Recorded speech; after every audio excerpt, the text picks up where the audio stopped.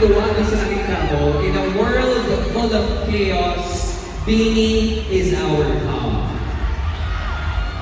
And it says a lot with that song as well. Lalo-lalo na yung gesture nyo. I-take note ka, pamilya, live vocals, ang Beanie.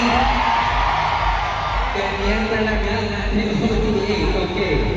Isa rin sa favorite tagline ko, doon na sasabi natin yung walo hanggang dulo at yung Beanie and Blues sa buong mundo hanggang dulo, doon sa world tour nyo. Mabalik tayo dun sa pag-uusap natin kanina, na song to Aya. Ay, gaano ba ka-warm yung naging pagtanggap nyo doon sa Los Angeles?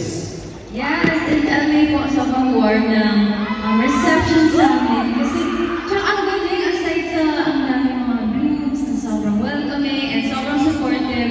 First time namin ma-experience yung skywriting. Tapos, tapos may nakalagay Beanie. And then, nagpa-aerial banner din sila. Courtesy from sa US Blue. Thank you so much. And then, first time namin ma-perform yung Shakti na full Oreo. So, sobrang exactly siya. And then, ang saya ng energy talaga in Los Angeles. And then, ang pag-ikot din kami after po, we shot a lot of content. Abangan nyo guys, ang dami pang i-post and then ilalabas ng content. It was very productive to witness.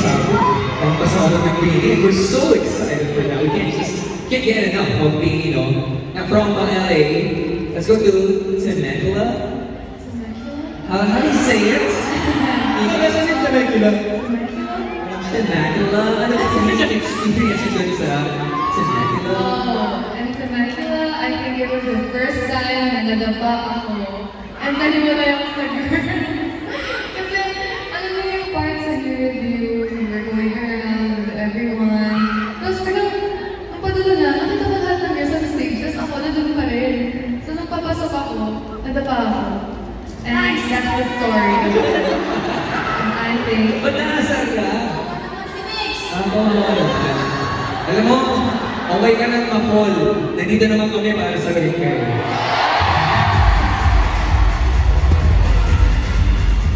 Okay, thank you so much for answering for what happened in Temecula. But dun sa last 3 stops of